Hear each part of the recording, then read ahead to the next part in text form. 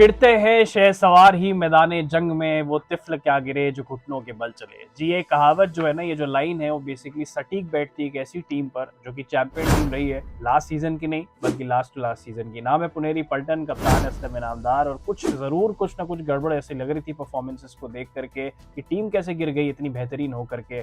और वो टीम जिससे हम उम्मीद कर रहे थे कि बैक टू बैक ट्रॉफी जीतेगी, वो कहीं ना कहीं खो सी गई। मेरे साथ बातचीत करने के लिए मौजूद है आदिल, मैं हूं अंकित। आपका स्वागत है कबड्डी अड्डा की एक और वीडियो में जहां हम पीकेएल की गुफ्तगू करते हैं।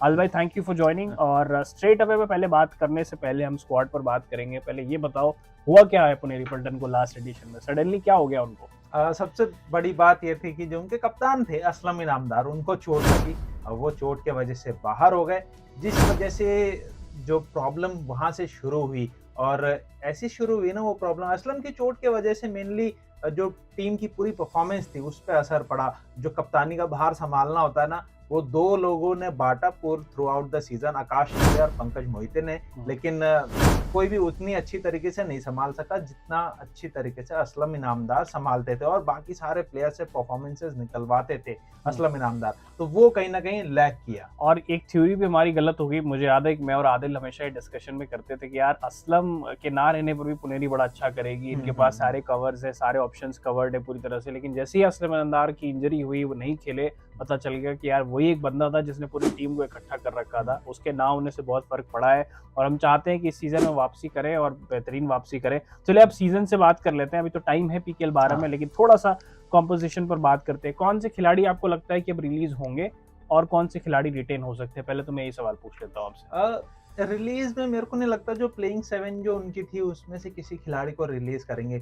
इवन कि संकेत सावंत जो जिनका परफॉर्मेंस बहुत ज्यादा अच्छा था नहीं, मुझे नहीं लगता उनको भी रिलीज करना चाहिए, क्योंकि पिछले सीजन अगर सिर्फ संकेत सावंत को ही ना ले, बाकी सारे खिलाड़ियों को भी ले, तो सबका परफॉर्मेंस उतना अच्छा था नहीं। गौरव खत्री को ही ले लीजिए, उनका भी परफॉर्मेंस अप नहीं था जैसा कि पीकेएल सीजन 10 में था गौरव खत्री का।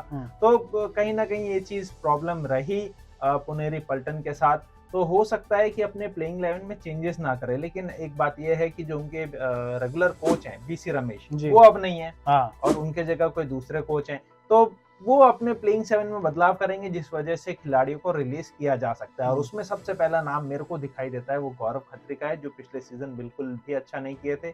उसके बाद संकेत सावंत को भी मेरे को लगता है कि उनको भी रिलीज कर दिया जाएगा। अच्छा, इसमें ये भी है कि अविनेश नटराज, जैसे जहां तक आदिल भाई कह रहे हैं, मुझे जहां तक समझ में आया कि अविनेश नटराजन, पंकज मोहिते, उसके बाद मोहित गोयत, ऑब्वियसली असलम इनामदार वापस अगर आते हैं तो ये तो प्लेयर्स आपको दिख रहे हैं, फॉर श्योर दिख रहे हैं।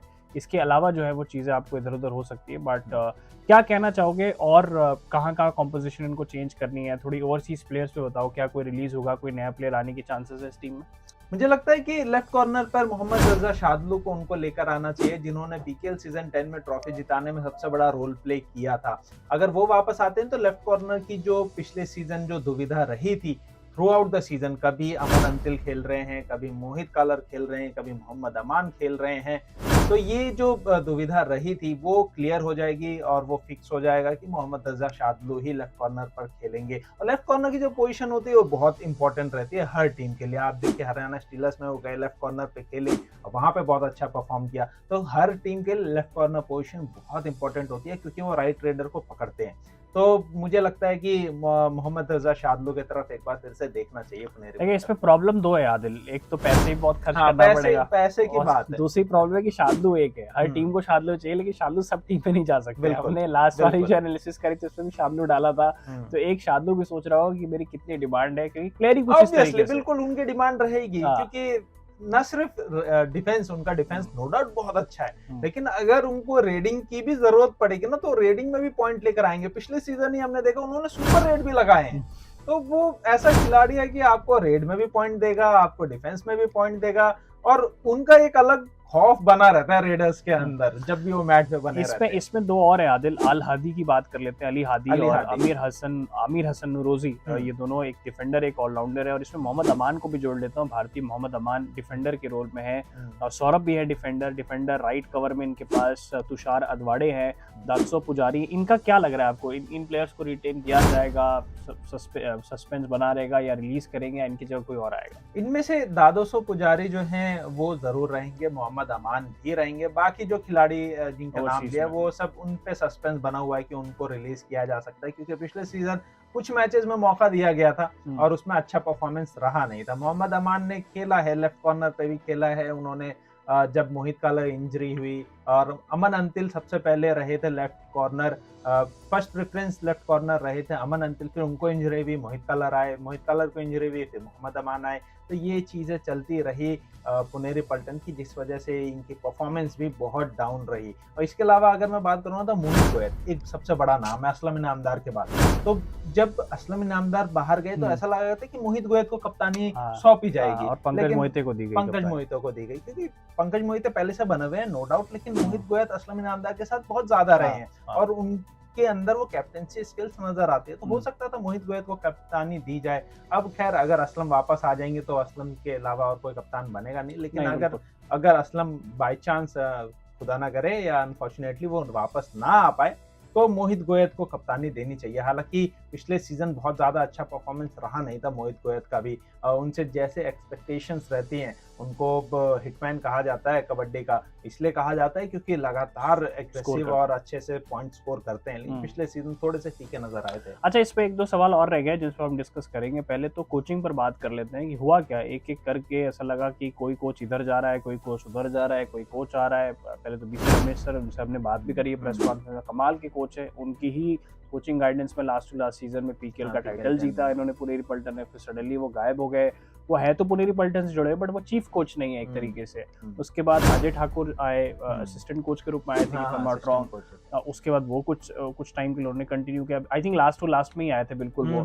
तो समझ नहीं आ रहा कि ऐसा सडनली ये कोचिंग में कितना बदलाव क्यों है, आपके हिसाब से क्या एक एजम्पशन हो सकती है आपकी, और दूसरा कोचिंग से कितना इम्पैक्ट पड़ा इनकी परफॉर्मेंस पे? अब मुझे लगता है कोचिंग से बहुत इम्पैक्ट पड़ता है उनके परफॉर्मेंसेस पे। जब तक बीसी रमेश थे और असलम इनामदार थे, उन दोनों की जोड़ी बहुत अच्छी थी, टीम बहुत अच्छा कर रही थी। जब शुरुआती 5-6 मुकाबले जब असलम ने खेले तो पुनेरी पल्टन टॉप पे बनी हुई थी और ऐसा लग रहा था कि इस बार भी आसानी से क्वालिफाई कर जाएगी पुनेरी पल्टन और कोई दिक्कत नहीं आने वाली। फिर जैसे असलम को इंजरी हुई तो फिर वहां से परफॉर्मेंसेस डाउन होनी शुरू हुई। अब मेरे को ये समझ में नहीं आया कि सिर्फ असलम पे इतने ज्यादा डिपेंडेंसी क्यों थी।